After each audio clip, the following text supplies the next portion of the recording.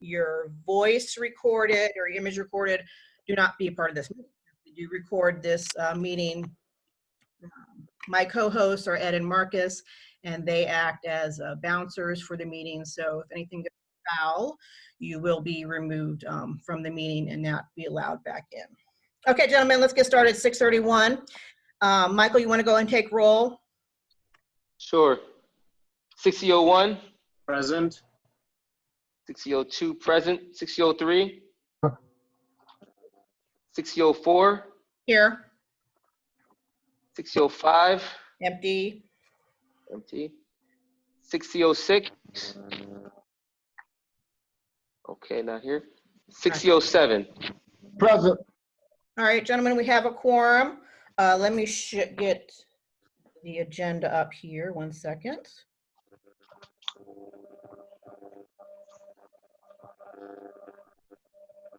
Okay.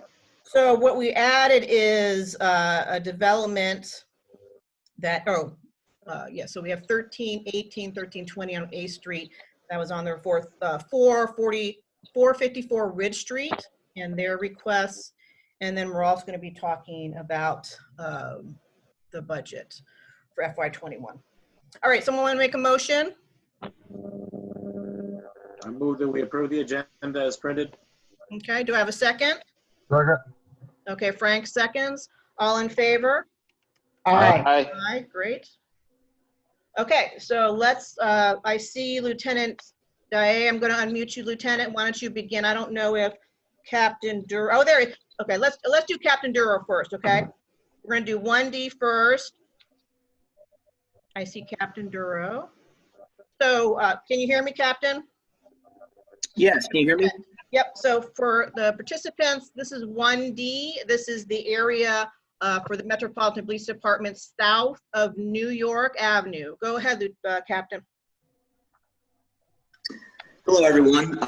So we've had another busy month down in the Mount Vernon Triangle, Thurston, Florida area, mainly Mount Vernon. As I've been discussing all year, during the pandemic, we unlike many other neighborhoods in the city, we saw an increase in activity in the Mount Vernon Triangle area.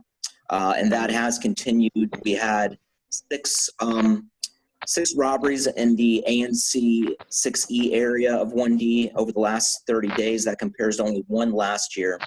Property crime has stayed fairly pretty much the same. However, we're still seeing an increase in stolen cars over last year and a decrease in theft from autos, even though those have started to tick back up to kind of their traditional levels. So year to date, unfortunately, we are looking at more than double the violent crime. So we've gone from 21 last year to 48 this year.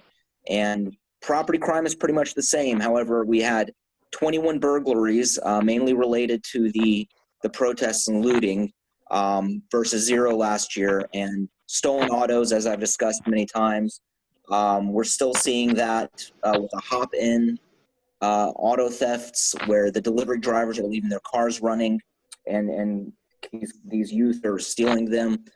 So we are up, we're quadruple what we were last year right now. So 61 versus 12. Like I said, Mount Vernon has really been a hotspot for the entire city. I have implemented a crime patrol in that area. So we have that, we have the business beat, we have a regular patrol. It's a huge focus. The theft from autos are a focus all over town, but for us at 1D, that's a specific focus for Mount Vernon Triangle area. As far as Thurston Corda, we've actually, thankfully had a quiet month as far as violent crime goes. As you know, we did have a number of shootings last month that involved kind of the 1D, 3D border right on New York Avenue. We just had a community walk yesterday with some community members, just kind of talking through some of the issues they're seeing, and it also included the councilman's office and MOKers and DC Housing Authority. So we're getting back into that as we're coming out of this COVID period, but definitely work to do, and especially Mount Vernon. I'll say I'm looking at, it's kind of the opposite story in Chinatown, which is just, south of Mass Avenue. In the same PSA, they've seen a pretty significant decrease during the COVID pandemic and all kinds of activity. So that's kind of the border there, Mass Avenue. And I'm looking at my manpower now and seeing as we go into the, winter months if we need to make any moves. That's kind of a very general overview. If you want me to talk about specific crimes, I know you guys monitor the 7-Eleven. The 7-Eleven was robbed in the 500 block of K Street Northwest. Someone passed a note threatening the cashier, and they handed over money. The same suspect did this at several other locations throughout the DMV area. So our detectives are looking into that. We had a robbery at the Smoothie King in the unit block of H Street. Also the second time that the same guys hit that place. He did it a few months ago. We're looking for him. Otherwise, we've had several closures. We just kind of had some street robberies, but we usually have a fairly high closure rate in that area of town. So we did have a few arrests for the robberies. And then we had a domestic stabbing and non-life threatening. So that's it for me. All right. Thank you, Captain. Commissioners, any questions for Captain Duro? This is 1D. Kevin? Question, do you think any crime is coming from all the folks that live inside the park now? Or it's coming from somewhere else? That live inside the park, is that what you said? Right across from Dunbar. So that's 3D, Frank. I understand, but I'm wondering if that is a source of the problems that they're having that's in the area. I guess I can speak to more generally just kind of the homeless population, which for the last 3-4 years has really been a focus for us in all of the downtown area. And, it's kind of migrated around. We had it in Noma when that was part of 1D. We gave that to 5D now. But have it down on First Street. We have the shelter at 425 2nd. That's on me. Chinatown area, MLK Library. And now it has moved a bit north into the, across New York there. I meet with the encampment folks on a weekly basis. I'm actually one of 2 MPD liaisons for the Homeless Outreach Services. So we meet weekly. We discuss those matters. The thing is, the homeless community, obviously, they're a very vulnerable community. So, they're victims of a lot of crime as well. But they're also, there's a lot of substance use and mental health issues, and they also, are involved in quite a bit of crime as suspects as well. So, generally, yes, it's anytime you have a vulnerable population and have those issues in a population, you're going to see increased crime, I think. Now, whether is that related to the Mount Vernon triangle increase, I would say generally yes. And the reason I think we saw saw an increase is because there were resources available in Mount Vernon that weren't available elsewhere. So the grocery store being open, the CVS being open, 7-Eleven being open, some foot traffic. Mount Vernon has a bit of a higher residential population than the other downtown areas. So there were still people about that, could be a source of income for the homeless population. And they rely on those businesses that are open, from everything from using the restroom to getting resources. So yeah, I think there is some interrelation there. I'm not going to, and I'm not saying that to blame any kind of, particular population. It's just the realities of what we see, in that community. I was just curious.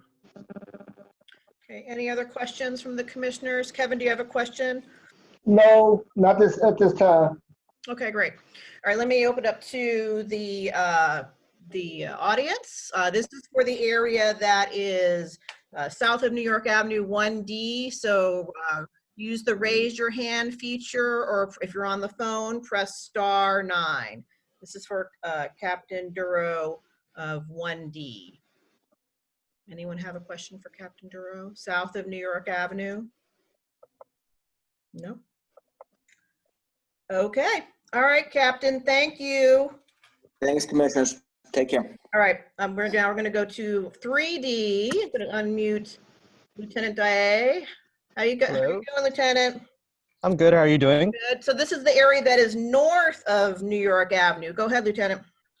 So just piggyback on what the captain was saying about stolen autos. So for 3D, we've been ticketing the vehicles that we see that are idling or double parked on the street.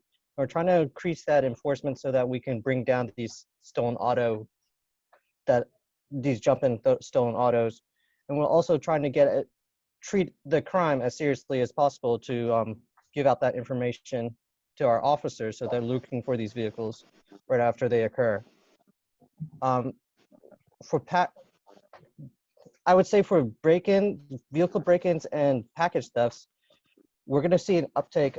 If we can prevent it, it would be through telling the community, because it's the holidays.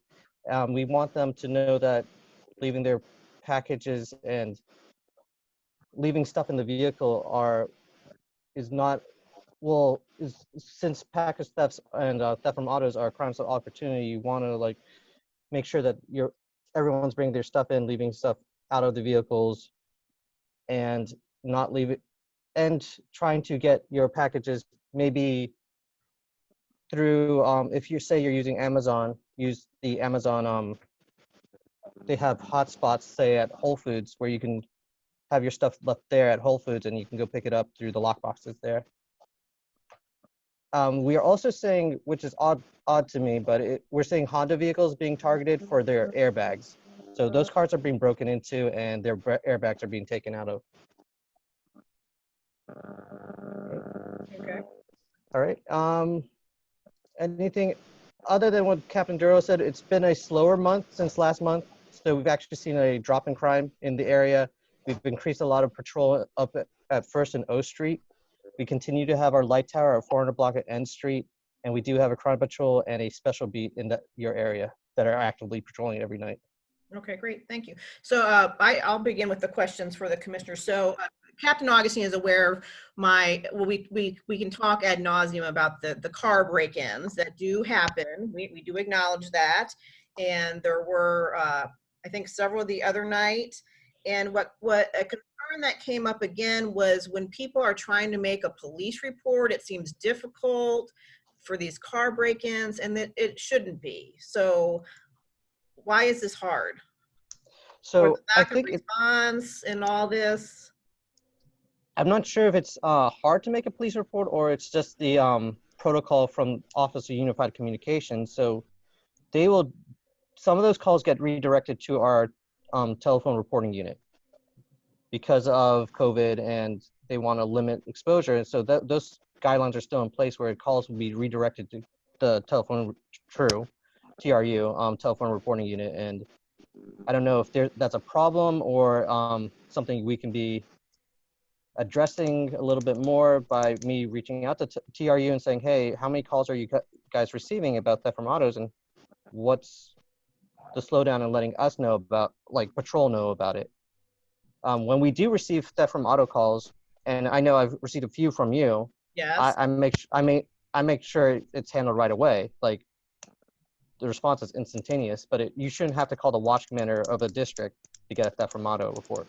So I'm gonna reach out to OUC and see what the issue there is, but And touch base with Captain Augustine, because this is yeah. not the first time that it's happened, that it was a frustrating experience. I mean, first of all, it's bad enough that their car was broken into, and then they have a frustrating experience with the police report. So, any other commissioners have questions for the lieutenant? Sure. Alex? Go ahead. So on the positive side, on the 1300 block of 8th Street, where we have for the past about year and a half been reviewing the criminal activity there and MPD activity in relation to it on a monthly basis, I'm glad to be able to say that there is no longer any criminal activity taking place on the 1300 block of 8th Street. So Frank, I presume that you observed the same change there, for which we and those neighbors that have been suffering from that incessant activity are extremely grateful. However, as is so often the case, we haven't eradicated the problem, we've just moved it. So it's now located on the 600 block of O Street, which is one of the places where it came from originally. Lieutenant, presume that you're aware of the situation. Any comments that you might have about the relocation of the activity would be appreciated. So 600 O Street continues to be a problem. We make sure that we try to say if they're having a sudden event where they'll have a block party there, we try to reach out to the organizers there and say, well, check for ordinances. Say if they get they have a barbecue out, I was like, well, you have to make sure that you let the city know about this, that you're doing this, and if possible, we make sure to cut it off by 10, which is the time that I try to go with, and definitely try to disperse, make sure that crowds are not getting large, and if they're spaced out apart. There's a lot we can't do in reference to people just hanging outside. So unfortunately, say you have 10 or 15 people outside, you can ask them to be spaced apart, but it's not like I can tell them get off the block, So it's not, the problem isn't the previous problem that we've had there with the camping out and the grills and the public consumption of alcohol with the resulting trash and empty bottles. It is now that the activity that previously was taking place outdoors on the 1300 block of 8th Street on the west side is now relocated to this block, which includes the marijuana smoking, the drug dealing. The marijuana smoke is palpable. I mean, I drove by with my windows rolled up last night, and it was, very obvious. I've seen bottles being passed between cars. What we've done is, we're grateful that it's gone from the 13th block of 8th Street, but, we do now have the same individuals, identifiable, are now on primarily on the south side of the street, but sometimes also on the north side of the street. So, and now they've relocated since it's winter, it's colder, they're not outdoors, they're in their cars. Yeah. Until, as late as 11 o'clock at midnight. Lined up with the lights on. Well, we can start issuing tickets on the idling of vehicles, but again, that's getting enforcement out. And we do have manpower out there at night. So I do have a crime patrol that goes through there, checks on the block, makes sure that everyone's staying safe and trying to avoid large gatherings at that location. Well, the good thing is that they're not spreading COVID because they're staying in their cars, except when they're passing along this stuff. Frank, do you have any Frank, questions? Yeah, I was going to say, Frank, do you have any observations that you want to share? Yeah, the traffic, trash, loitering definitely has increased in the last couple of weeks. So Audra is correct. It's decreased on 8th Street, was increased on O. And they seem to just hang out for hours at a time. It's just disheartening. They're very nomadic. It's like you said, as soon as you get off one block and move to another block. And you have to be careful, driving through because you don't know what you're going to be driving through. That many people, that many cars, that many people hanging out, you just don't know what's going to happen. And it's disheartening. Any commissioners have any other questions for Lieutenant Day before I open up to the community? Michael? No. Okay. All right. So I'm going to open up to the community. Anyone have any questions for Lieutenant Day of 3D? This is the area that is above New York Avenue. So use the raise your hand feature or press *9 for questions for 3D. Any questions for 3D? No? Up, Denise. I see you, Denise. Let me unmute you.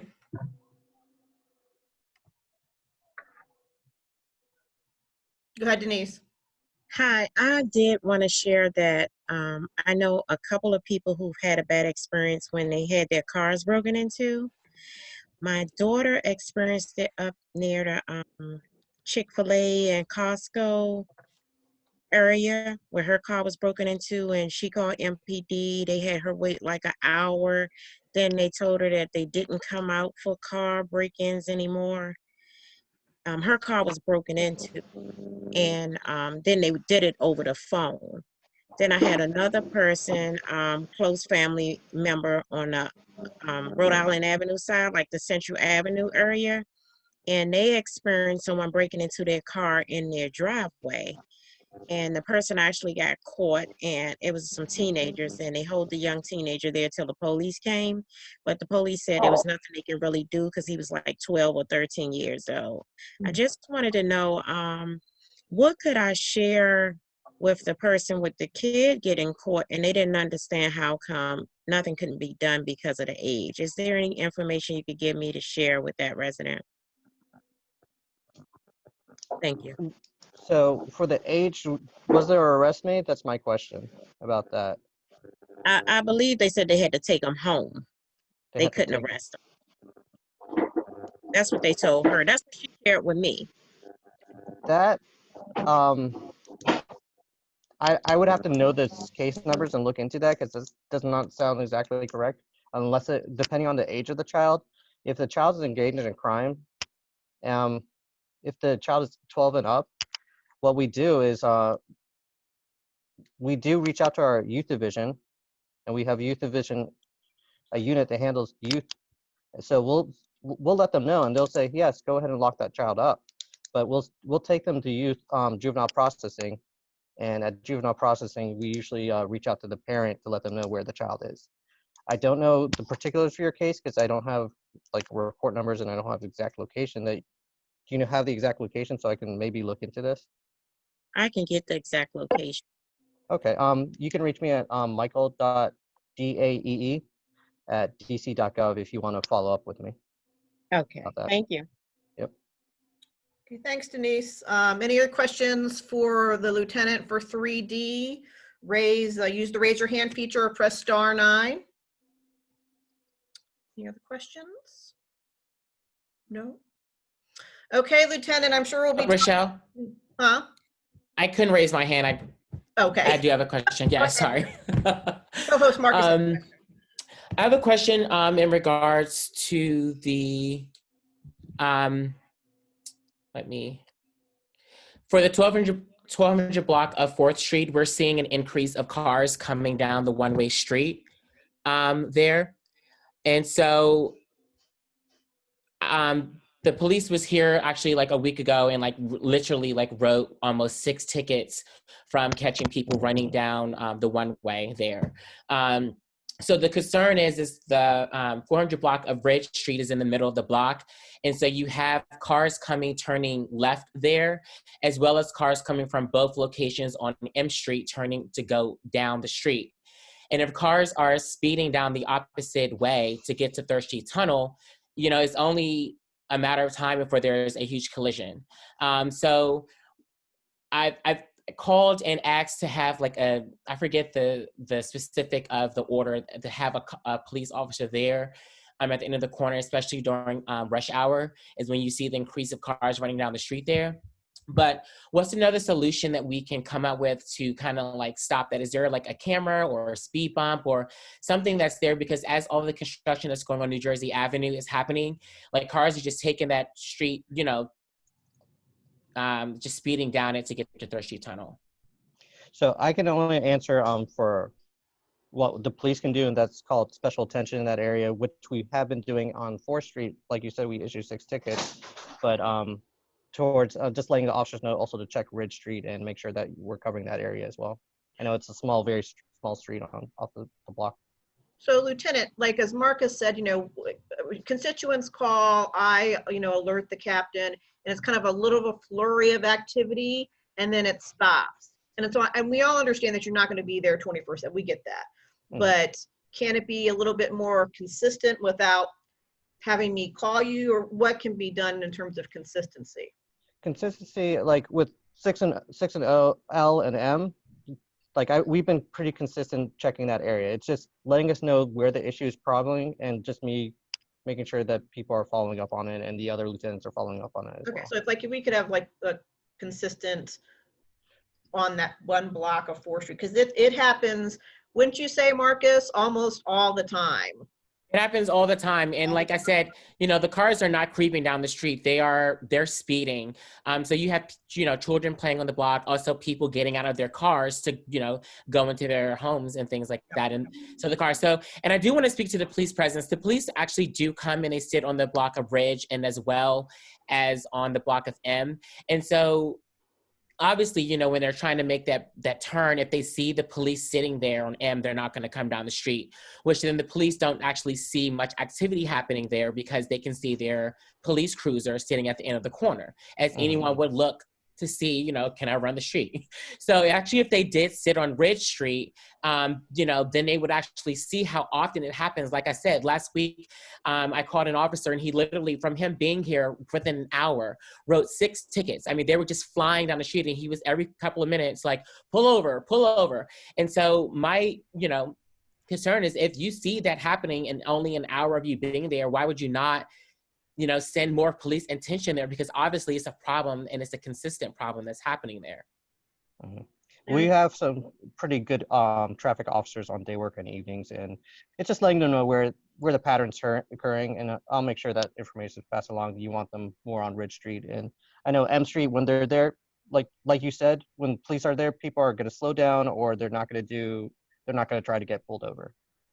So it's just making sure those officers are driving around on the block and not just being stationary at M Street. Captain, did you have something to add?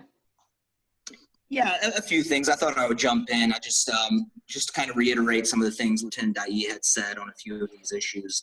And a lot of this is coming down to resources, right? And how we spend our time and what we're able to do.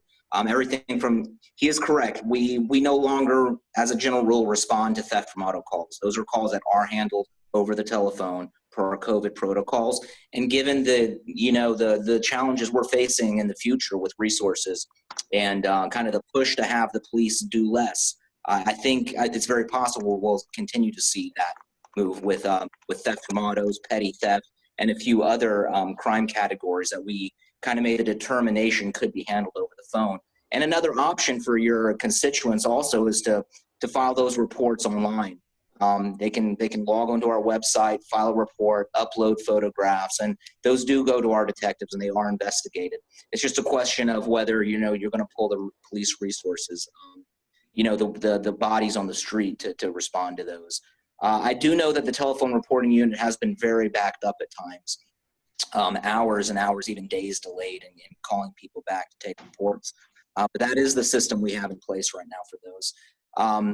And that ties into similarly with traffic complaints. And it sounds like the 3rd District is doing a decent job in responding to that complaint. But in my experience, if it's a consistent ongoing problem like that, like all day, every day, that's not something you're going to fix with enforcement. We can, I'm not going to speak for the 3rd District, but I'm guessing they can't have an officer there all day long every day. It's just, they're having shootings, they're having, these stolen cars, like robberies, and we have to prioritize, and it's, and we do respond to complaints like that. But you really need to get in touch with DDOT if it's an ongoing problem like that, like you said, for speed bumps and other environmental fixes, environmental solutions to that problem, because it does sound like if it's that consistent, there's an environmental design problem there, and that needs to be. Well, I talked with DDOT off and on about apparently there is not a camera in existence now that can solve this, but I will address that with DDOT again, because that certainly, that would help, literally. So, but like, more to be continued, that's for sure, for the 4th Street problem. Any other? I just remember the one more thing I wanted to mention with the juvenile arrests. It is true, juveniles under 12 and under, we are, even older juveniles, we use a lot of discretion now in whether or not we're choosing to introduce them into the criminal justice system. There's a lot of other resources in the city. It's not that we kind of just say, oh, well, and don't do anything and wash our hands. It's that we put them in touch with other resources. So, for example, if we stopped a 12-year-old for breaking into a car, we would stop him. We'll contact his family. We'll contact our youth division. We'll contact the Office of the Attorney General. If appropriate, with any of these cases, we will seek a custody order, which is the juvenile version of a warrant, and we will file for their arrest. But most of the time, for minor offenses like that, going forward, they're not going to be arrested on the scene. And that's, again, where we're trying to implement some procedural justice and get these kids the help they need versus just, slapping handcuffs on them and sticking them in a jail cell for a few hours. That doesn't really solve anything long-term. We work with the Office of Attorney General at our level on a weekly basis, and and they have a lot of resources available versus just kind of the traditional criminal justice, route. So again, just a little bit of perspective where we are right now in policing, criminal justice in this city. That's where we are. All right, thank you, Captain. Okay, so thank you, Lieutenant. Thank you, Captain, for always zooming in. Anyone have any questions? John Shaw, did you have a question? No, okay. All right, thank you, Lieutenant and Captain. We're gonna move on now. We're going to go to Alex Padro and his ABRA report. All right, we have two renewals from supermarket licenses that we have before us this month. Unfortunately, due to some changes in procedure at ABRA, ABRA is no longer providing the contact information for the licensees for renewals, which is rather disturbing. So not only is the contact information not appearing on the placards that are posted at the locations for the licensees, but if you contact ABRA, they will not give you the contact information. They say you need to file a Freedom of Information Act request in order to get information. Yeah, this is bananas. What I'd like to recommend for both of these two cases, and by the way, both of these applicants do have investigative reports, and the Safeway has a long list of violations, actually.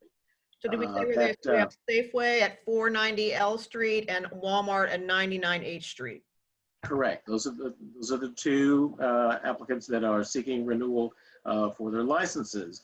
What my recommendation to the commission is that we actually protest the renewals of these two applications under the grounds of peace, order, and quiet, so that we can actually have the opportunity to engage with the licensees and hopefully arrange for them to have an appearance virtually at our December meeting so that they can respond to questions related to the numerous infractions and citations that they've received, and then to seek the commission's support for their renewals. So I did speak to Commissioner Rogers, in whose jurisdiction the H Street Walmart is located.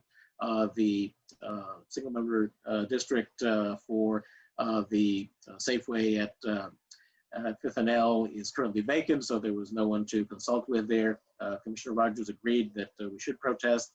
First of all, are there any questions from members of the commission? So as I said, as I spoke to Alex a little earlier, so I'm familiar with the representative from Safeway who acts as their sort of their government affairs person. And we used to know the government affairs person for Walmart, but I don't know who that is now. So we'll have to reach out to them, Alex. And so the other complication is that previously both of those establishments licensees were represented by legal counsel, and I contacted legal counsel, and they are no longer their attorneys, and they could not provide points of contact. Yeah, but hopefully the government affairs people will be able to guide us. So that's the status. So if you want, I'm happy to make a motion for each of these related to protesting the renewals, and we can see if there are any questions from the public before we move forward with that. Any other questions from the commissioners? Any questions from the community? This is about the applications for renewal for liquor licenses for Safeway and for the Walmart in our community. Use the raise your hand feature or press *9 if you have a question concerning these applications for renewal. Anyone have any questions? No? All right, Alex, why don't you go ahead and make the motion?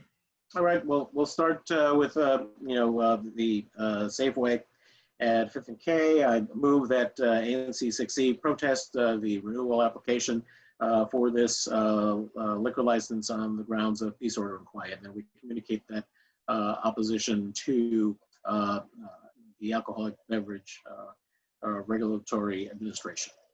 Okay, do I have a second? Second. Frank seconds. All in favor?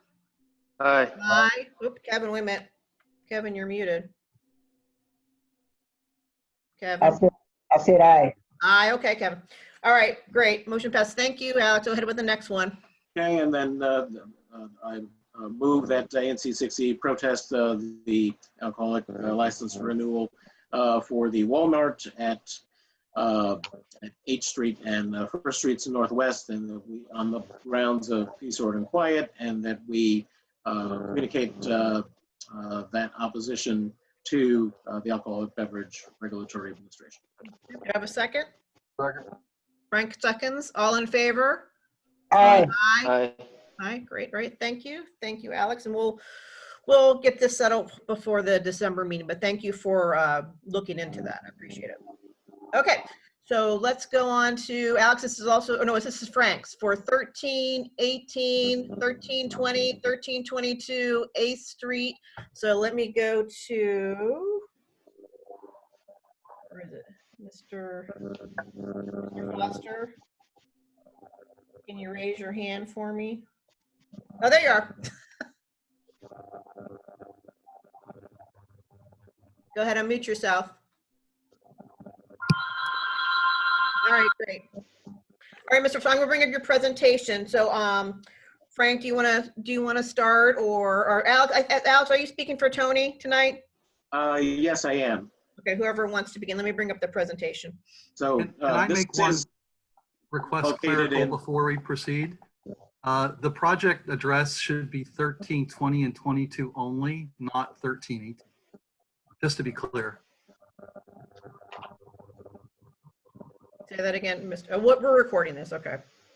Yeah, no, so what he's saying is that the agenda has 1318 through 22 as the project address, and 1318 is not part of Oh, the project. okay, all right. So Frank, did you want me to introduce this? Please, no. Okay, so this is a proposed development that represents an addition to two contributing structures to the Shoah Historic District at 1320 and 1322 8th Street Northwest. These are additions that are vertical in nature that would be visible from 8th Street. There is a mixed context on the block because we have had high-rise development take place in the form of the Perla at 9th and O, as well as the mid-size development of the condominium building at 801 N Street. And then we will have another high-rise development taking place on the former parking lot of Scripture Cathedral at the corner of 8th and O. So the Zoning and Planning Committee did hear a presentation. I'm glad to share the recommendations after the applicant has the opportunity to present the project to the commission. Okay. Hi, everybody. My name is Jim Foster from Arcadia Design. And as you can see on the screen, page 1, these are two-story row houses located at 1320 and 22. 1320 is at the face of the property line, and 1322 is set back about 17 feet. We're proposing additions that are set well back from the fronts of those existing houses. Our proposal will include, this is a concept review for HPRB, will include the complete restoration of the two existing houses. At the end on page 11 are some photographs of the existing conditions, but the 1322 is form stone, and both houses have had some, later unfortunate additions and changes, and we'll be restoring all the brick, restoring and keeping or restoring all the brackets and trim and windows and doors as shown. Any new windows, if required, will of course be HPO compatible historic windows. As you can see to the right is the new building at 8th and O, which is much taller and bigger. And then of course, Perla, which is behind here, is clearly visible from 8th Street when you look over the tops of these existing houses. Our new building is 2 floors plus a penthouse above the existing 2-story buildings. If we go to slide 2, this is just a second view. This is our about 4th or 5th revision to the drawing since we started.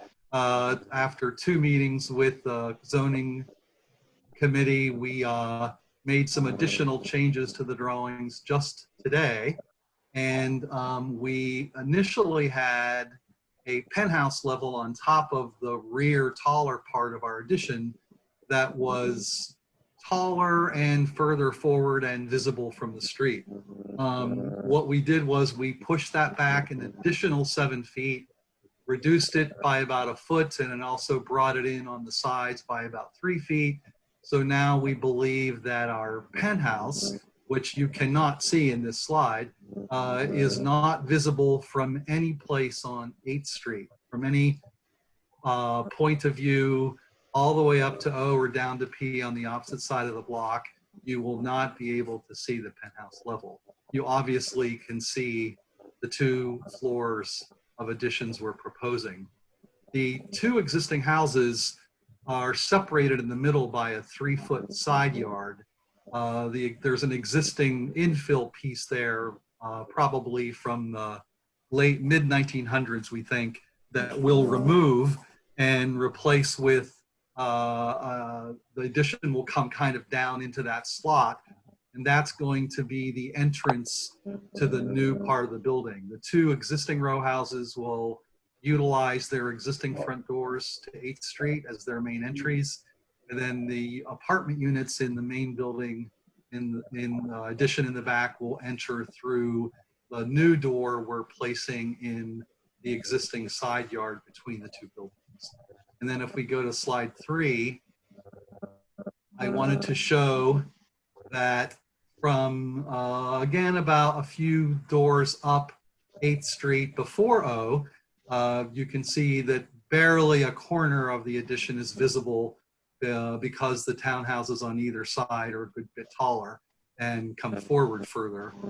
So you, from anywhere on 8th Street, within 3 or 4 houses, you're just going to catch a glimpse of the facades of these set back the distance that they are.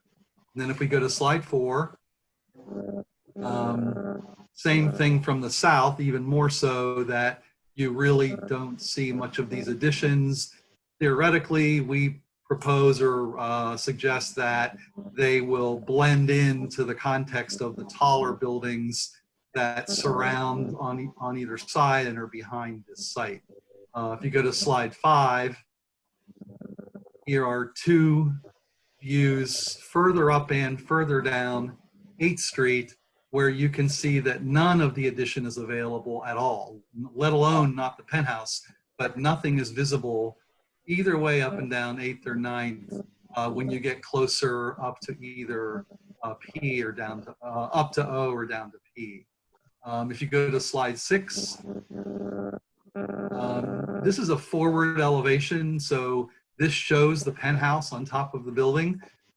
You obviously don't see that other than the fact that this is an elevation, so it shows the whole assembly of the building. But this generally shows the context of our site and our addition in the context of the whole block. To the right are 2 existing houses. To the far right is the larger building that's going to be built on the parking lot at 8th and O. And then behind it in the even taller building is Perla, which is on 9th and O. And then slide 7 would show a section through the building. And if we scroll down just a little bit more, yeah, you can see to the left is the side of 1320. The section takes you through the existing portion of 1322. And then you can see the new levels 3, 3 and 4 set back about 17 feet behind the front. And then the penthouse is set back an additional 15 feet behind that toward the back of the building. And then if you go to slide 8, this is, again, you wouldn't see this view. This is a view of probably in the middle of the apartment building across the street from about the 2nd floor, probably. So no one would ever see this view, but to be candid, I included it to give you an idea of the context of the block and the building, and let you see what our building really looks like. And then the slide 9 are floor plans, and I won't dwell on these too much, but if you scroll down just a little bit more, the site plan at the bottom right shows the 2 existing buildings with the, they have later added on dogleg shed additions on the back. I actually apologize, I shaded this incorrectly. The little infill of the side yard on 1322 should be brown, not gray, because it's a later addition as well. We will be removing the dogleg rear additions, but we will be maintaining all of the existing structures, both front and rear party walls, and all 4 front and rear walls, and all 4 party walls, both the perimeter side party walls and the 2 interior existing walls. All of our new structure for our addition is going to be done as columns that will be inserted through the building, and we will support the new floors on beams and columns with the floor joists spanning those beams, so that no additional structure is resting on the existing buildings. If you scan up just a little bit more on these plans, if you could, at the top, you can see on the left, it sort of shows the context of the whole building, and you can see that the existing 1322 is about 18 feet back from the property, and then the new addition is 17 feet back from that, and then the penthouse level is another 15 feet back from that. And if you look at the penthouse level, you can see that it's significantly smaller than and set significantly back from the front. We will be providing 3 parking spaces, as you can see on the first level plan, and the building's going to have 9 units. The 2 existing row houses will be larger 2-story units. We are intending to have 2 multiple-story penthouse units, and then there will be additional units on the intermediate floors in the building at the rear. And then scrolling to slide 10, it actually shows you a site plan. Again, the existing site plan at the top, dark gray, shows the existing buildings that are not being covered by the new addition. In gray, the new addition is represented where it sits on top of the existing buildings in brown, and then the blue area represents any part of the addition that is not on top of any part of the original buildings. And then the 2 sections below that represent on the left section through 1320, and you can see in this part that's shaded gray at the bottom right, that's the existing house, and you can see the addition above and behind it. And then to the right is a section through 1322. And again, you can see the original building and its additional floors above and behind, set back from the front. If you go to slide 11, this is just some existing photographs of the context of the whole block.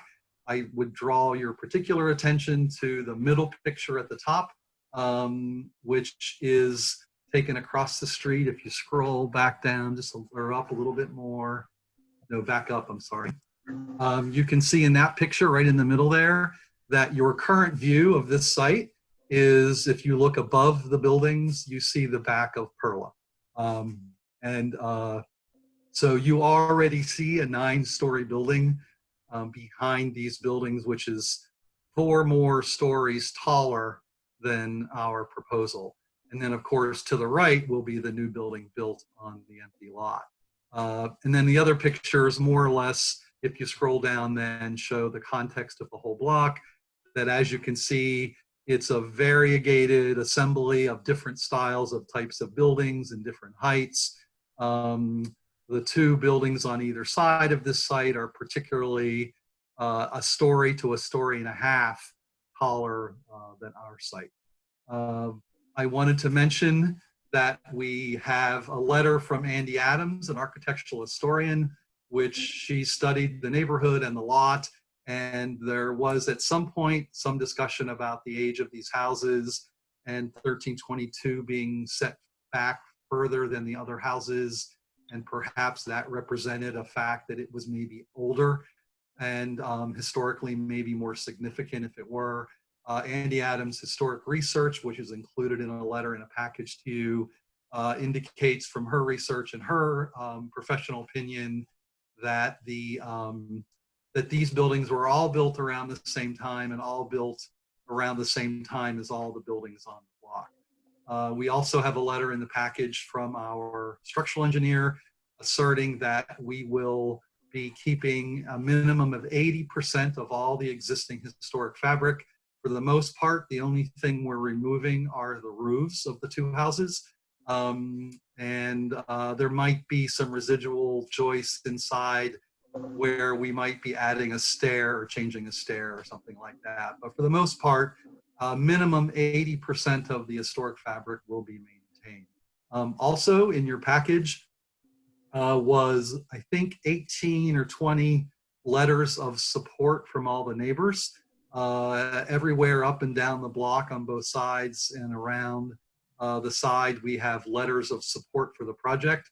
Most notably, I would like to point out that the occupant of 1318, who lives right next door to the left, very enthusiastically signed a letter of support and supports the project. Her primary reason was some of the activity on the block, which Alex has pointed out has subsided now, but she was very happy to see the development of this site and the new units being added. I think, more the concept of more boots on the ground, if you will. Convivial also wrote a letter of support, and I know they're a business, but they definitely supported the project as well. Obviously, we think it's a good project. We think it fits in with the general context of the neighborhood. This site in particular is surrounded and kind of almost swallowed up, if you will, by all the tall buildings around it. And we feel that by our project setting back so significantly from the street keeps within that context. This proposal, by the way, is our 5th or 6th redesign of the project. It started out taller and deeper and further forward. We have continued to push it back and lower it each time we presented. And we're very much hoping that we're there, and that with the change today of making the penthouse invisible, that we would be eager to seek the full approval of the ANC. And that's everything I have. Okay. Anything else from the commission, Alex? Yes, so I'm happy to present the report from the Zoning and Planning Committee. Unfortunately, Tony Brown has a family emergency, was not able to be here to present it himself. So as the architect noted, the committee did meet with him and with members of the development team on 2 occasions, 2 successive months.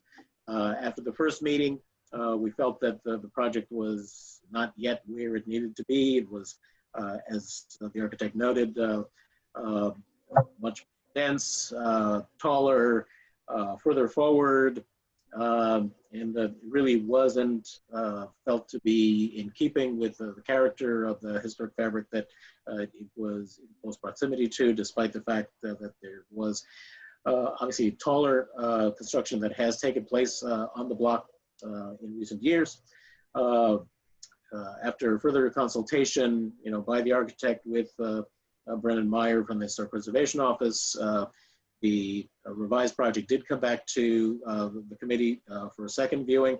And while we still didn't feel that it was where it should be, sufficient progress had been made that there was a motion to support the general concept for the project, with at that point the recommendation that further possible reduction of the height be studied.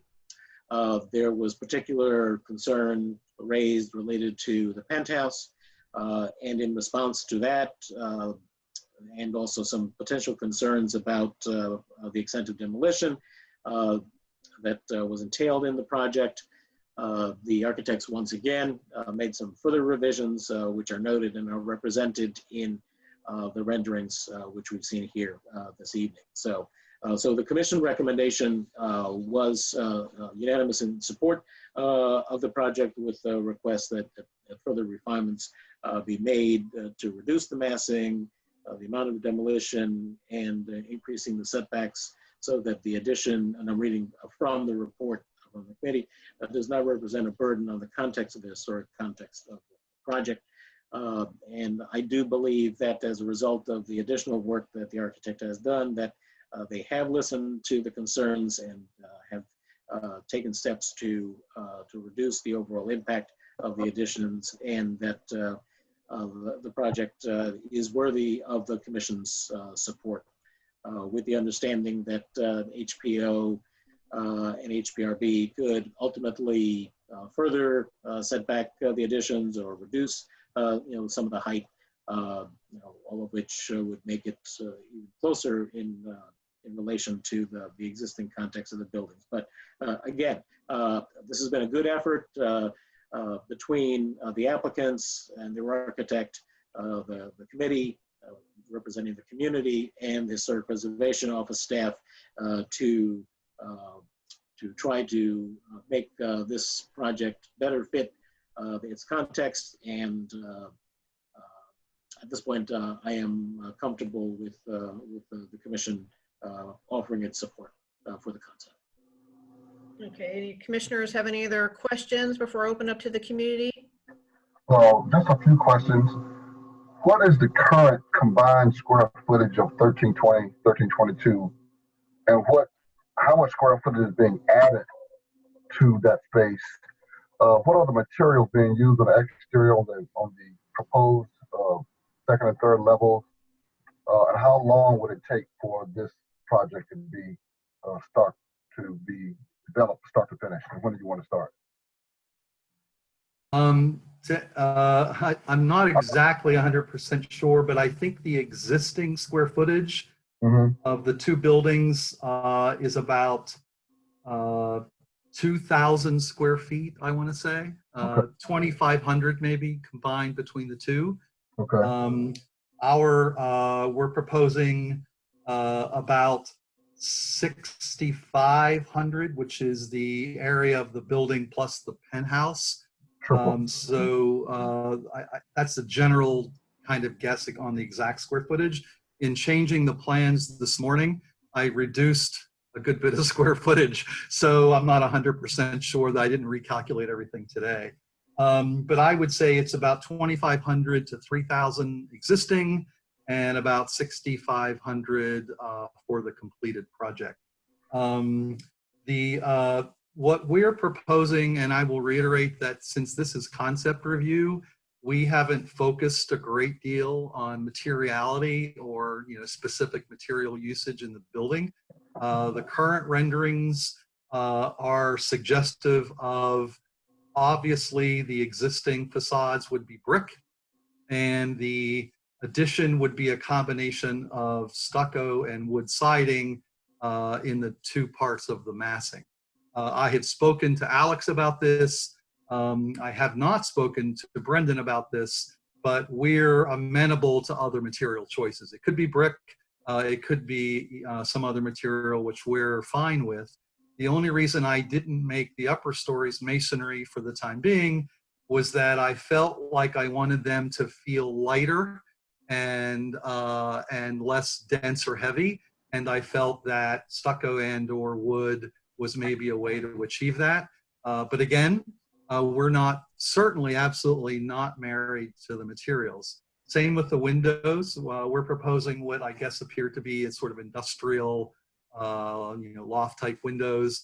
Again, we're not, married to that. We're more, I would suggest, seeking concept approval with our massing and the general appearance of the project, and open to comments and or discussions about the specific materials.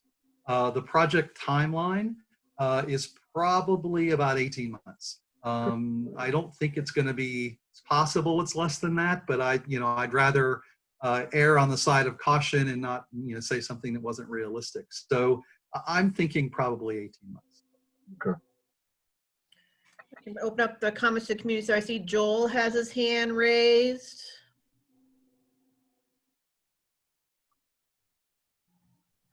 Joel, did you have a question?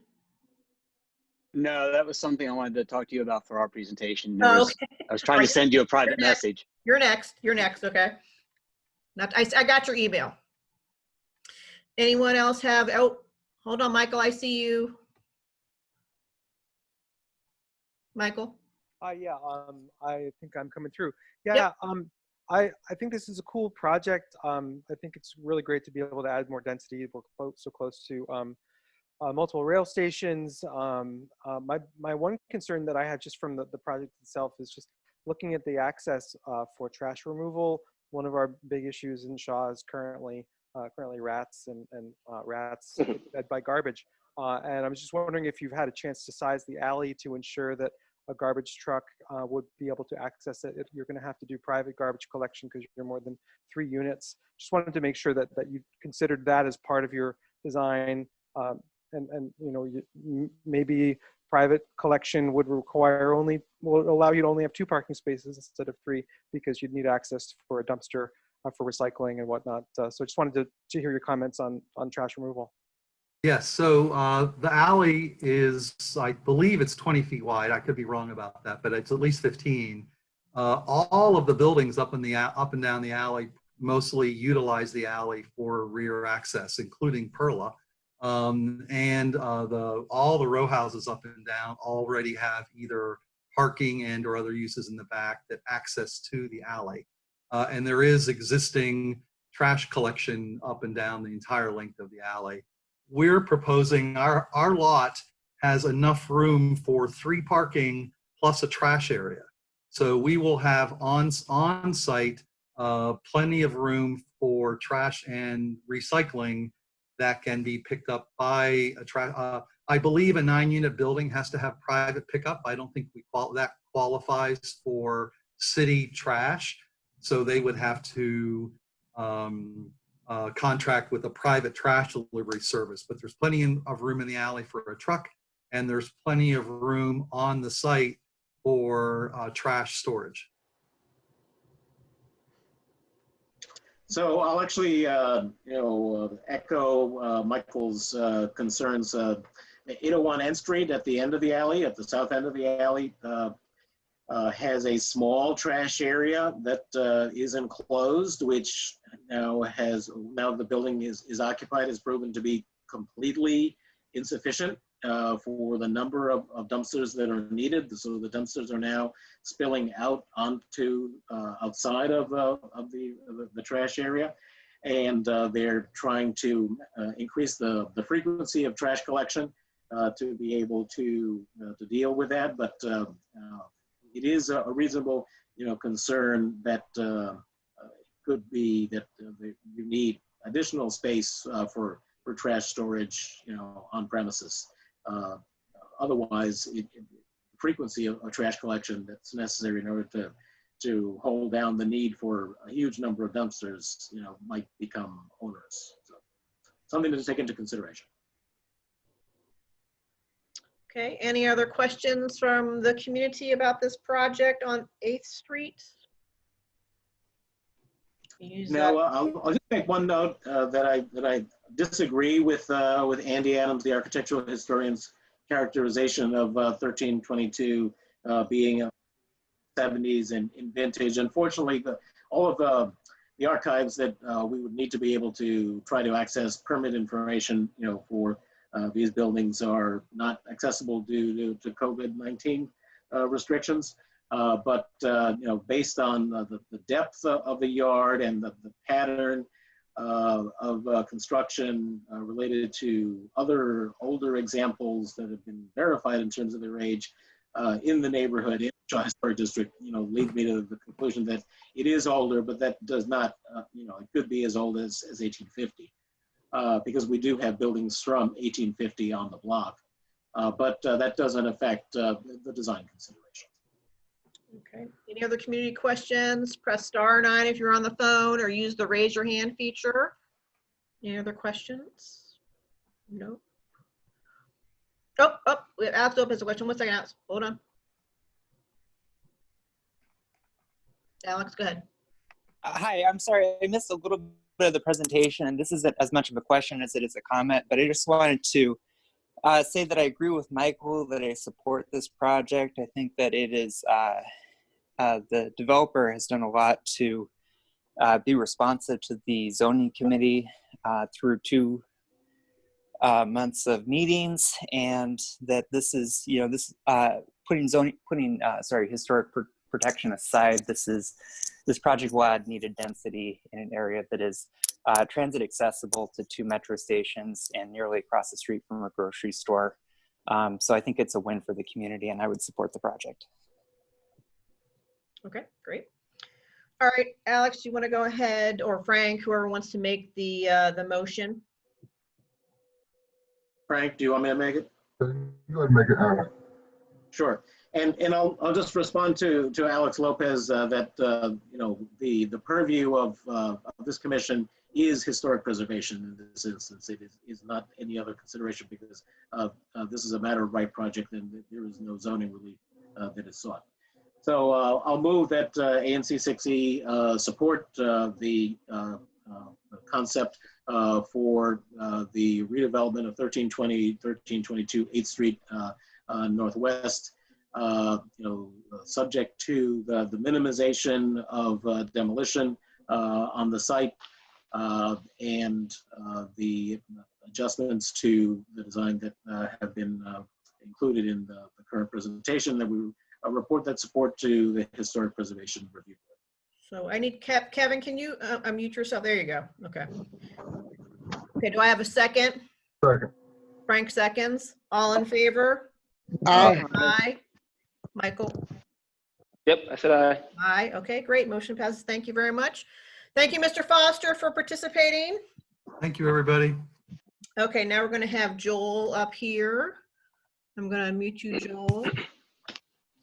And this is in my area. This is all about lot occupancy, a lot of lot occupancy questions at 454 Ridge Street. Let me bring up the presentation. 1 second. Here. Second. Just while she's bringing that up, it's not her fault. I only sent her this very late. This project had been reviewed previously by the ANC. There's been no substantive change to the project. The only alteration has been Office of Planning was hesitant to recommend the variance for the 30-foot height of an accessory building. So what they had suggested was creating a meaningful connection between the two, what was originally a principal residence and an accessory building, create a meaningful connection so that it qualifies as a single building. So then it would not require a variance for the height of the back portion of the building. Okay, so nothing physically is, yeah, I see, thank you. Okay. Nothing has changed physically about the project itself, other than a one-story connection between what were 2 separate buildings previously. Now, let me, if there's any constituents, let me just interrupt you for 1 second, Joel. For any constituents on the phone who are familiar with Ridge Street, it's this little empty lot. Yeah, that's what I was just going to point out. These pictures are Ridge Street, and like Rochelle just said, where it says subject property, it's that empty lot. There, from historic research that I've been doing, the biggest concern with this is it's a substandard lot that had never been listed as a recorded lot. So it needs to get a variance for its lot size. If we don't get the variance for the lot size, it's essentially an unbuildable lot. So hopefully that would be approved. There had been a structure on there as recently as 2004. I have a picture of a structure still there, and I can go back to base maps to 1892 that there was a structure on the lot. So hopefully that should be approved and supported, that it will be considered a buildable lot and we'll be able to do what we're proposing. If you want to go to the next page, just kind of for a matter of record, the exceptions we're asking for, the E201 is the lot, non-conforming lot for a subdivision, and then 304 is the lot coverage. Because it's a substandard lot, for a subdivision, it has to be a variance rather than what normally would be a special exemption. And then the special exemption 2055, that's because of adding that connector. We are now extending more than 10 feet beyond the adjoining building, and that requires a special exemption. So if you scroll down and stop right there, that's perfect. You can see the properties to the east, which are the Susan Reichtig properties.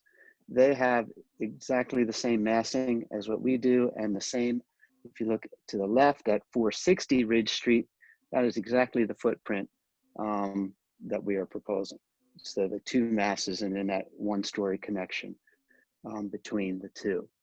And we went from 60.5% lot coverage. That connector added another 6%, so we're at 65.5% lot coverage. So that's what we need the special exemption for on that. And it just keeps scrolling down. Most of the rest of these are just the architectural plans to kind of refresh your memory. You can just keep going through, and then unless they stop at some point. Maybe stop for a second here, just to show that what the only thing we need, because of the substandard lot, we're 100 some square feet short of a, or not even 100, sorry, we're 61 square feet short of a standard sized lot, and 2 feet narrower than what a lot width is required. And then the lot coverage, like I said, is a little over. And here, the rest, you can just keep scrolling through there. Again, there's the footprint of our building right there in relation to the adjoining building. It actually lines up with the Reichtig buildings on the left. That's just the facade. That hasn't changed since the previous time we came to you. And that's the photos you've seen just at the beginning. And then these are floor plans. Again, these have not changed from the previous review. It's a 3-unit, 2-bath principal unit in the front, and then a 2-bedroom unit in the back for a family. And here you can see that adjoining corridor that's been added between the two structures to make it one structure. You can keep going through. Unless there's a question, and it's just a section showing basically the same thing. And materials, nothing, they haven't changed. Brick in the front, metal in the back, same as what was previously done. And just more materiality pictures or drawings. If you want to stop for a second there, here, the right picture, that shows you what it would look obliquely with that meaningful connection between the two buildings. If you scroll down to the last photo, it's a photo from the reverse angle showing should be one more slide there. Ah, there we go. Yeah, that's 460 Ridge Street, which is almost identical to what we're proposing. So I think if you have any other questions, I'd be glad to answer them. So this is in my area. So as you just mentioned, Joel, this is the house in the front, and the back part is they're very familiar with this on Ridge Street due to the project next door to you. And all the residents got the letter, and I put it on my social media. I have to be honest with you, what I did hear back is what we are not talking about tonight, and that is parking. So, and that shouldn't come as a surprise to any of the commissioners. That was brought up. And so for people who have been around for a long time, we used to talk about parking obsessively, and now we don't, because they don't have to require parking anymore. So, but I didn't, right? So, well, and that's another change between when we started this and now. The regulations have changed, but you would have had to request a special exemption for no parking. The new regulation for the R and the RF zones, if there's no rear alley, there's no requirement for parking. so, but everyone still likes to talk about it though. So I did actually. Oh, of course. I have no parking. off-street parking, so, you know, I wouldn't buy a place without one, so. So, but I didn't hear anything about what we're actually talking about tonight. So, and I don't know if Alex, if you want to begin.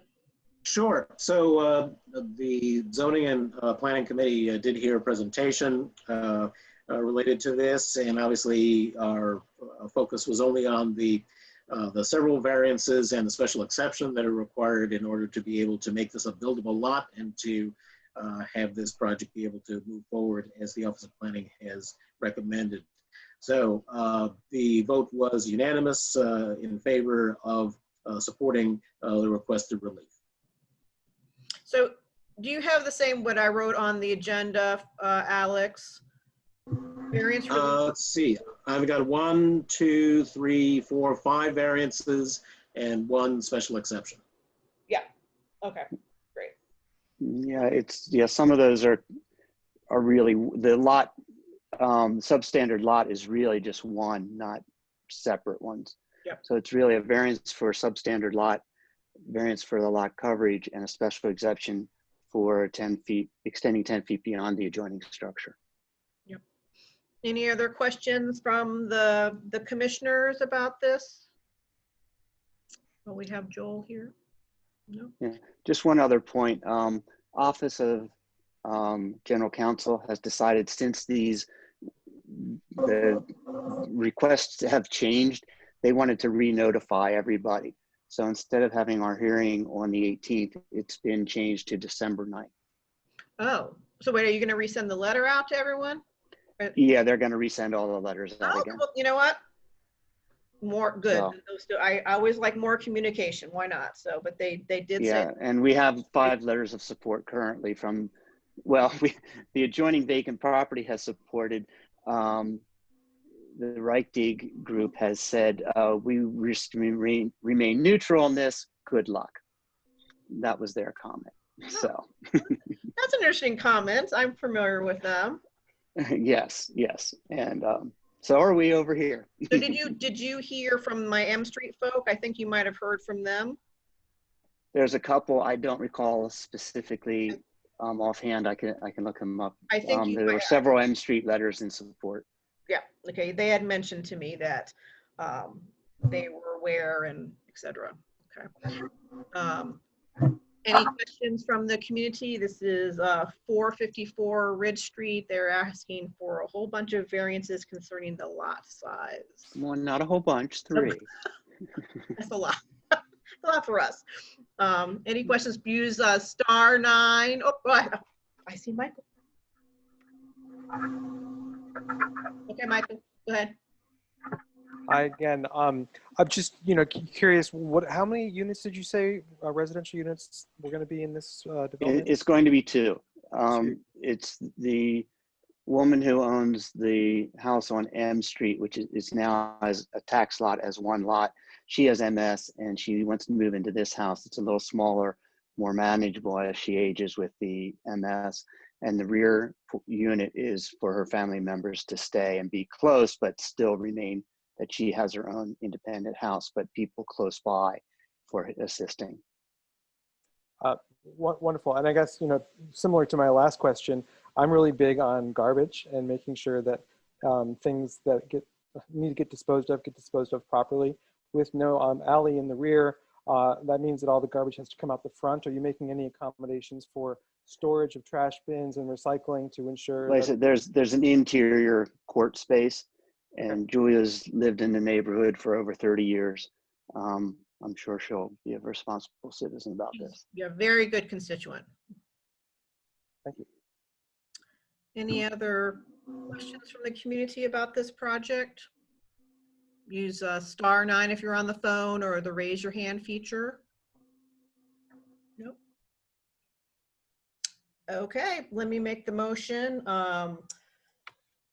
Okay, I move that ANC 6E supports the variances relief for 454 Ridge Street, variance relief from E201.2 in order to convert the non-conforming tax lot to a record lot, variance relief for lot occupancy from 1043 to 1156.6.5% in parentheses, variance relief for lot width 18 standard to 16, and it's the existing width, variance relief for lot area 1800 to 1739, and that's 0.03%. Variance relief for lot coverage from standard 60% to 66.6%, and special exemption relief from the 10-foot extension rule. Okay, do I have a second? I'll second it, but with also the friendly amendment that we're referring this to the Board of Zoning Adjustment. Oh, yes, I'm sorry. Yes, to the Board of Zoning, BZA. Correct. Sorry, Alex. Okay, Alex seconds. All in favor? Aye. Aye. Wait, I gotta hold on. Kevin, Michael. Kevin and Michael, you gotta mute yourselves. Yeah, no, our time. Aye. Aye. All in favor? Aye. Aye. Okay, motion passes. Great. All right, thanks, Joel. We'll be in touch. Thank you. All right. Yes, like I said, the hearing has actually been postponed, so Okay. you know, if you can get a letter in the record, that would be much appreciated. Okay, and I'm glad they're gonna get another notice to the residents. Thanks. Okay, well, thank you. You're quite welcome. Okay, good night. Okay. Okay, any old business, gentlemen? No? Okay, approval of the minutes. Anyone want to make the motion for approval of the October 6th minutes? I move approval of the October 6th minutes with any corrections submitted to our minutes. Okay, do I have a second? Second. Okay, Frank seconds. All in favor? Aye. Aye. Okay, great. Okay, now Frank's treasury report. While you talk, Frank, I'm going to bring up the budget, okay? Okay. I'd like to report that we are now in compliance with the Office of ANC in the Autos office. We also have a zero variance in our checking account right now, and we also received our allotment in October, since we are now in compliance, which is very good news. We've been working feverishly to get these numbers in check. Right now, we started out our balance with $43,265.54 at the beginning balance for October 1. We had one allotment deposit for $4,449.80. We had 4 checks presented, 2 to Karen Yaley and 2 to our chair, Rochelle Nigro. 250, 250, and then 68.89 twice for the Zoom meeting cost. Gives us a current balance of $47,087.56, which matches our current checking account balance. So we are now, as I said, we are in compliance. That's my report. We also like to go to discuss FY21 budget. I dropped our numbers in for our actual expenses this current year. Some of the other items which was put in by the previous administration should actually be under option 3. So I want to look at the F121 budget. So we can start out in compliance with the office again, which needs to be report it to them by December, end of year. Went ahead and get this voted on so we can remain in compliance with the Office of the ANC. We're looking at $500 for the communication, 500 for direct office costs, 4,000 for communication, which is Zoom meetings, maintenance of the website, and for paying Karen for the minutes. Office supplies, 2,000. Grants, 25. We may not use it, but we're putting it at 25 since we have the resources to do so. Purchase of services, $1,000, which would include post office. I think the mailbox that we have is extended through February to get the new officers voted in January. They won't be stressed with losing the PO box. That PO box is through February, if I remember something correctly. I'm pretty sure it's correct like that. We increased the bank charges so that if the Office of ANC needs to see check copies, we don't have to go through the management team in Florida to get copies of checks. So they'll already be a part of our bank statements.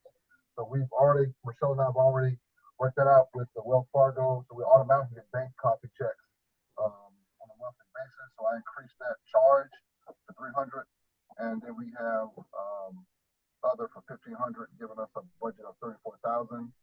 We have $47,000 in the bank, as I previously stated. Again, we may not use all of these funds, especially when it comes to the grants, because they have to be approved by the Office of ANC. But we want to at least put those figures there as some breathing room if we decide to be generous. Okay. Any questions from the commissioners?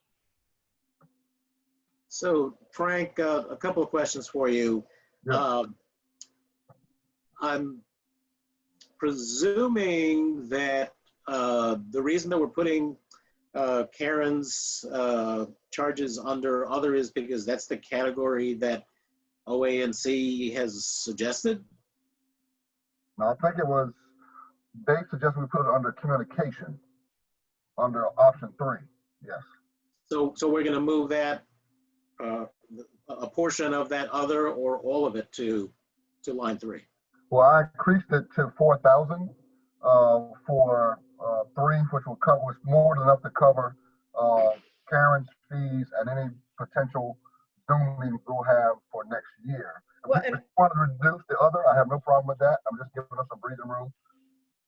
And I also told Frank that to increase for website changes, like for example, I was communicating about, remember we had talked about including the minutes or from the committees and all that. So that's in the works. So whatever that cost is going to, if there's going to be any other changes to the website. So that's part of the 1,500 that's other, or we need to add to communications? No, you added that, right, Frank, to We communication? added to communications because, let's see. Hold on, think about So, but to cover the cost of the website changes? Well, looking at these numbers, Karen is 3,000. So we might have to increase that number, Karen, Rochelle, because Karen's is 3,000 for the whole year, 68.89 per month for the Zoom meetings. So you didn't you add 1,000 more for the website or no? I did, but I think it needs to be readjusted because we left the 1,500 in for other. But I think looking at these numbers, I think it's too low because with Karen and the Zoom meetings, that's 38.26. So how much do you want to add for the website update? I mean, I was just saying a round figure of like $1,000. Okay. And now let's just make the assumption that we'll be continuing the Zoom meetings for a while longer, and we know that set price, so. Okay. So that means we need to increase it to 48 or round it off to $5,000 I'm okay with 5,000. plus the communication.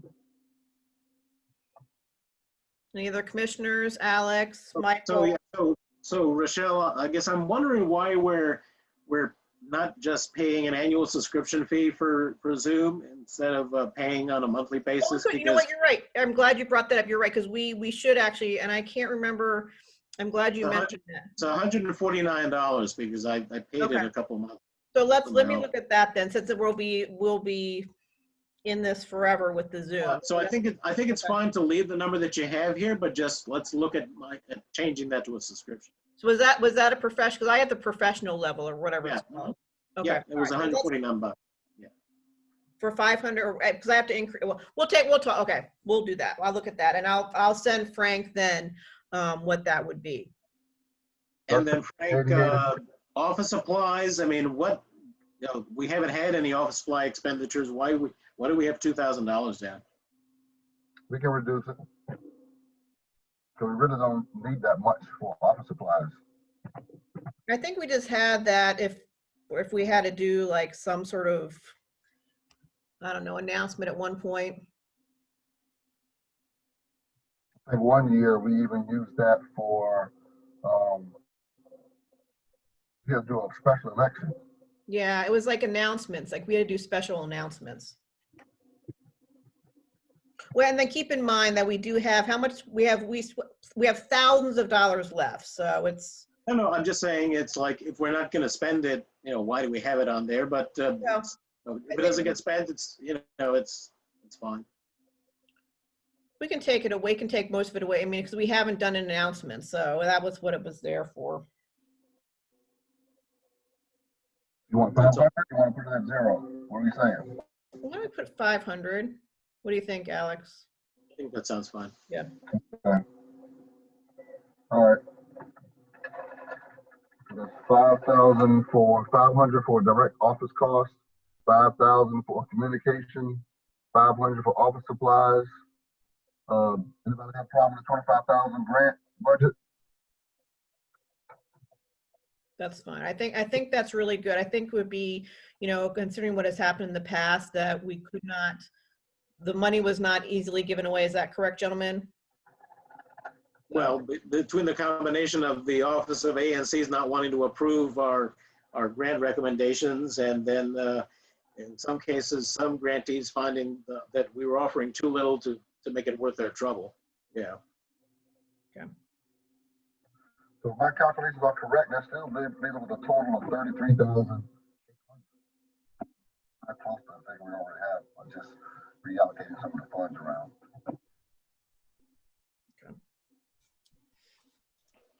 All right. Any other questions before I open up to the community? Okay, Alex Lopez, I see your hand up. 1 second. Go ahead, Alex. Hi, good evening. I had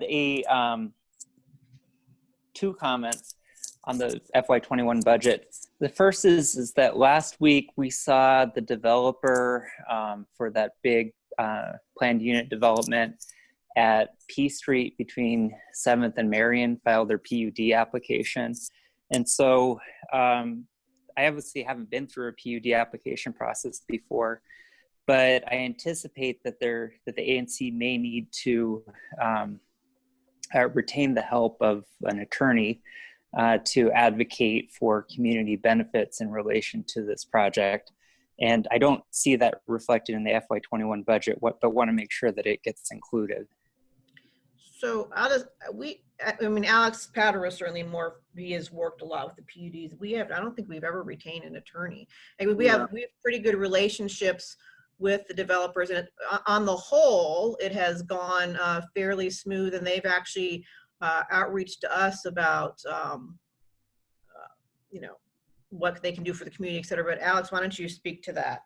Yeah, no, I mean, we've successfully, negotiated with the developers over the past 20 years and generated millions of dollars in community benefits, not even including substantial amounts of affordable housing associated with these developments. So we've never had to engage legal counsel in order to accomplish that. So I realize that may have been the experience of this ANC in the past, but I do know that other ANCs have, with other PUDs that they dealt with, have not had such success. And I do think that this ANC should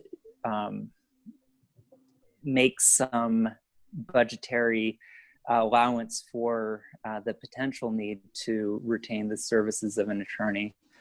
I don't know I'm not sure if the budget needs to be voted on tonight, but one thing that I would volunteer to help with is to do a little bit of outreach to other ANCs who have needed to retain attorneys for these types of situations, just to understand what kind of budget item we should have in the FY21 budget should the need arise for attorneys. No, fees. if we need an attorney, we'll just like the Kool-Aid project on Rhode Island 5th, we'll just retain one. I spoke with the developer of 7th and P last week. He assured me, and Alex Potter spoke to him, he assured me of the community benefits in terms of even helping the barbershop next door, providing parking spaces for the barbershop next door, and enough affordable housing. There's no reason.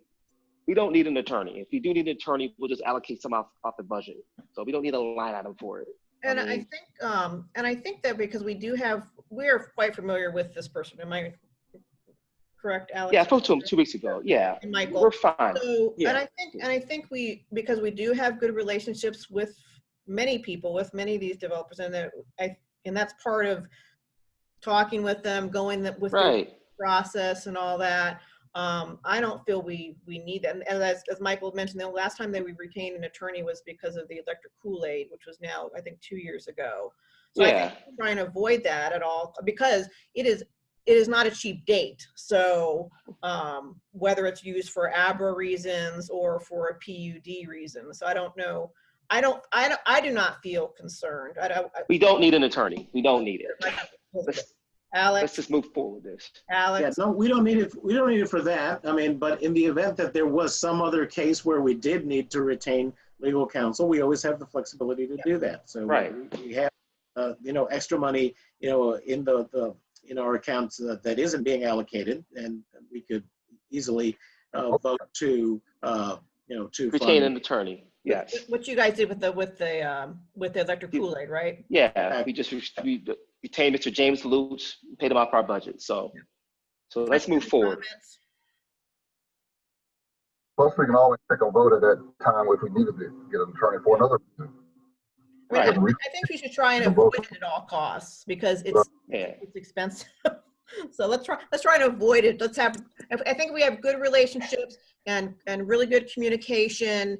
And that communication is open and transparent. I have, in all the years I've been commissioner, certainly with Alex Padro, we have never had a need for that, because we're in communication with these developers. So can I ask if I understand that we're negotiating in good faith and that there's good relationship with the developer, but if we need attorney's fees for this project or for another project, how does that work in terms of the ANC's budgeting? Alex, we have a budget. We have over $40,000 in our account. So if we need an attorney, we'll just pay from our budget, just like we did the electric Kool-Aid project. So how did you guys? I was not there for electric Kool-Aid. Yeah, we just voted to support the expenditure and we wrote him a check. Retainer check. Yeah, that's it. That's all we did. It's nothing complicated. You don't need a line item for it. We have plenty of money in our budget right now. Too much money. And as I said, that I think it should be our mission not to, because with the electric Kool-Aid situation, that was, had to happen. From what I understand. It was an extraordinary thing. So I think our goal as a commission needs to be to keep communication open with the developer, whoever we are working with, whatever the situation might be. So we do not need to retain an attorney. We do not need a line item for the attorney. We just paid off our budget. So let's move forward. Okay, here we go, you guys. Okay, anything else? Okay, that's it for me. Okay. Any other comments? Let me get Ms. Hibbs. Hold on 1 second. Can we take a different vote on this? No, we're not yet done yet, Frank. Go ahead. Hi there. My name is Jordan Hibbs. I just wanted to follow up on the previous discussion. What it sounds like is that this budget is meaningless because you can just go and move money around later. So it seems like something you can just plan for and set aside money for if needed. It's not saying you're committing to having an attorney or paying X amount for an attorney. It's setting a budget based on previous experience that the ANC has had a need to have an attorney, not committing to some sort of funds, just like we're not going to spend every dollar and every line item that you're setting here. Thank you. Okay, thanks. Any other? Oh, Michael, hold on a second, Michael. Go ahead, Michael. Yeah, thanks. And I would just also like to acknowledge the that this ANC has had such great relationships, getting community benefits agreements with developers, partially because of the work of Alex Padro. And unfortunately, this ANC will not have him after we're losing 20 years of great experience there. So I just wanted to acknowledge that, that we may find ourselves not knowing what to do as an ANC because we lost Alex, and that maybe we would need some advice from a lawyer at some point to steer us in the right direction. It's not that we're going to sue anyone for any purpose, but instead to help inform our decision-making process. And just to note on Jordan's comment, I personally would like to see the ANC moving forward actually develop a budget that spends the money that we're given and does it in a productive fashion, including allocating money for potentially line items for lawyers, et cetera. I think it's a great practice to actually forecast and then spend the money that you're given productively.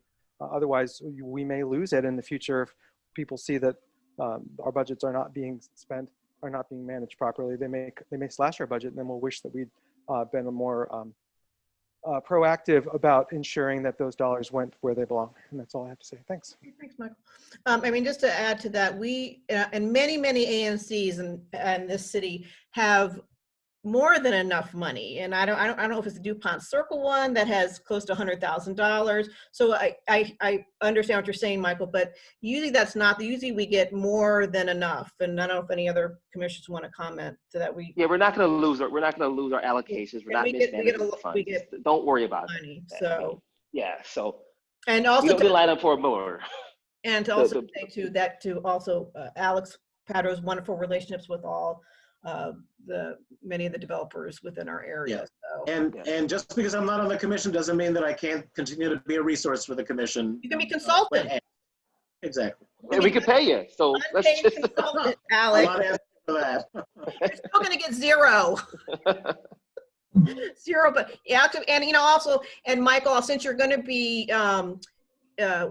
replacing Alex, you can certainly work with Alex. He can introduce you. Oh, there you are. Introduce you to people, and it'll be all very positive. I mean, we are very positive with many of our relationships here in the commission. So, something to look forward to.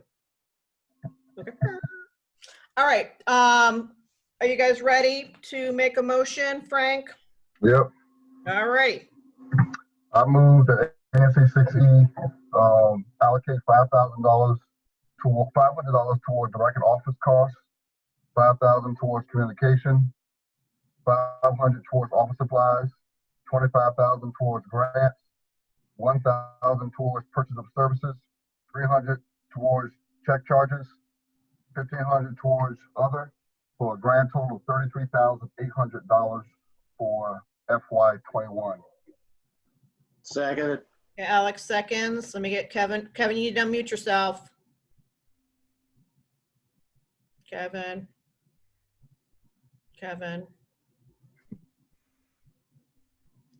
Okay, so we have enough for a quorum. So let's vote without Kevin. Okay. Kevin, there's go Kevin. Okay. All in favor?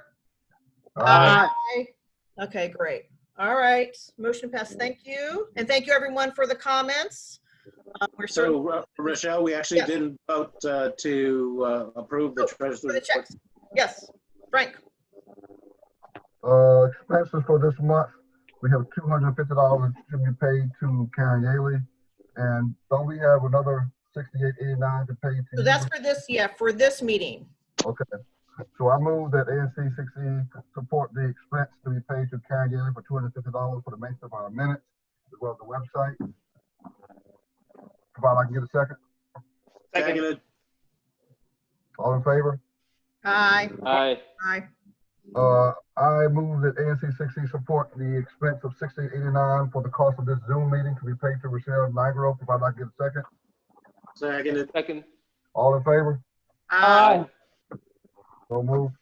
Okay, great. Thank you. And thank you, Frank. Frank has been very diligent with the bank Frank, and sorts of good stuff.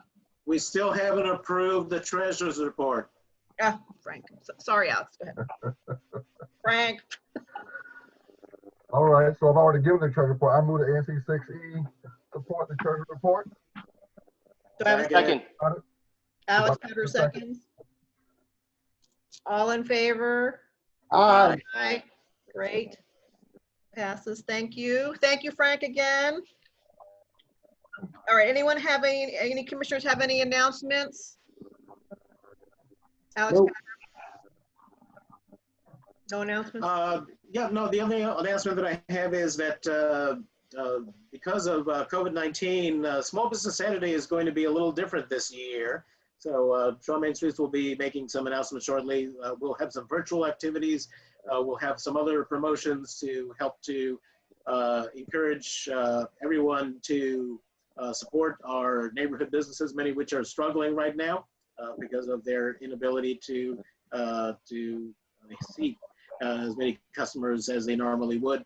So watch for further information about promotions for Small Business Saturday, which will be held on the Saturday after Thanksgiving. Okay, great. Any other announcements? Happy Thanksgiving, everybody. Yay, Frank. All right, so I see Michaela. There you go, from the mayor's office. Hi, can you all hear me? Yes. Perfect. Thank you for having me. And again, my name is Michaela Farrell. I'm one of Mayor Bowser's Ward 6 liaisons and Mayor's Office of Community Relations and Services. I want to extend a happy Veterans Day to any of you all who might be veterans or family members that are veterans. And given tomorrow being Veterans Day, there are some modified district government services, mainly W. So what we'll be doing this week is because there won't be any trash pickup tomorrow, it will slide. So say your trash pickup is generally scheduled for Wednesday, the schedule will be slid to Thursday, and so on and so forth through Saturday. So again, if your garbage isn't picked up tomorrow, don't be concerned, it'll be picked up on Thursday. Additionally, another announcement, we're currently in hypothermia season. Although we've been having really great weather over the past few days, hypothermia season is here, and we want to be able to make sure that we're looking out for our neighbors who may be experiencing homelessness and don't have shelter. So if you all witness a neighbor who may be in need of shelter or warming items, we encourage you to call our shelter hotline, and that number is 202-399-7093. Again, the shelter hotline, which can be called to provide transportation for any of our neighbors experiencing homelessness to shelter during cold weather events, is 202-399-7093. Additionally, on Friday, Mayor Bowser issued updated travel guidance. We know it's the holiday season, and folks may be traveling to visit friends and family, but we have some updated guidance for visitors to the district and for BC residents who leave the district and go to a hot spot or one of the states or countries that we identify as a hot spot. So for DC residents returning to the district after traveling to any place other than Maryland or Virginia or a low-risk state, you can either limit your daily activities and self-monitor for 14 days, or limit daily activities until you obtain a test for COVID-19 within 3 to 5 days, and then after resume normal activity after receiving a negative COVID-19 test. Again, if you want to learn more about the updated travel guidance or any of the guidance that we've issued about safely celebrating the holidays, testing sites where you can also get a flu shot, at the testing site, feel free to visit our website at coronavirus.dc.gov. And the last announcement I want to share with you all is, as many of you might be aware, DDOT is working to update their Move DC, which is their long-range transportation plan. And DDOT is soliciting feedback and the public's input through a survey that will really help them prioritize where and how they spend their money on transportation over the next 25 years. The survey is open until November 14th. We want to make sure that we hear voices throughout all 8 wards. So if you have friends who live in, Ward 1, Ward 5, 8, feel free to encourage them to participate in the survey as well. If you are interested in taking the survey, you can visit wemovedc.org. Again, that website is wemovedc.org, and the survey is open through November 14th. As we mentioned, as I think Captain Duro mentioned earlier, I was able to join a community public safety walk that Ms. Denise Blackson hosted in the Sursum Corda community, and so I'm looking forward to some of helping resolve some of those issues that we notified, including bulk trash and some issues regarding signage. So I'm always happy as we're in the posture of meeting with masks and social distancing. I'm always happy to meet with any resident who wants to take a walk around the block and let me know what's going on in their neighborhood. And I'm happy to answer any questions if I can. Any questions from the commissioners? Yep. Any questions from the community? Press *9 if you're on the phone, or use your raise the hand feature. Any questions? No questions. All right. We thank you always for zooming in. Thank you. All right. I don't know is Naomi Mitchell on the call from Charles Allen's office? Anyone from Charles Allen's office on our call? I didn't see her. Okay. All right. Any announcements from the community that anyone would like to announce? No. All right, everyone. I want to wish on behalf of the commission, everyone a wonderful Thanksgiving, the start of a holiday season. Stay safe, stay healthy, have fun. And I move that we end this meeting. Our next meeting will be December 1st. Do I have a second? Second. All right, all in favor? Aye. Aye. Okay. I see John Shaw waving at me. I'm going to unmute you, John. All right, end of meeting, everyone. Thank you for coming. Thank you always for participating. It's a pleasure. Thank you. I'm going to unmute you, John Shaw.